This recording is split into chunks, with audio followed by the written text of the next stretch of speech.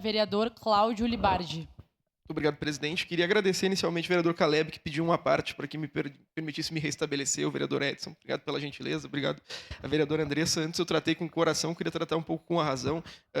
A gente vê alterações de cultura se transformarem em lei. Bortola é formado em direito também, sabe disso, e vê lei alterar a formatação da cultura da sociedade, né?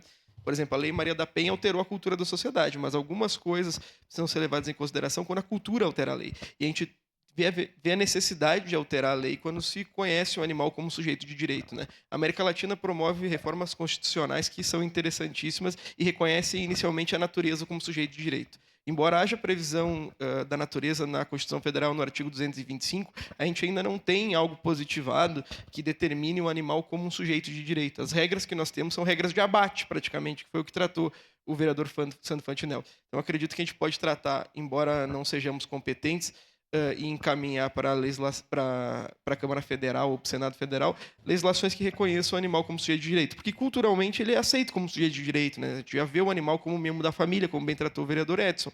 E o Superior Tribunal de Justiça também reconhece o animal como sujeito de direito. Nós verificamos há uns 15 dias atrás aqui no Tribunal de Justiça uma cachorrinha que ingressou com um processo contra uma clínica veterinária em razão de problemas na castração. Então, acho que a gente poderia tratar disso, porque socialmente falando, culturalmente falando, o animal transformou-se em um sujeito de direito, embora não haja previsão legal. Obrigado, presidente. Vou votar sim no momento oportuno.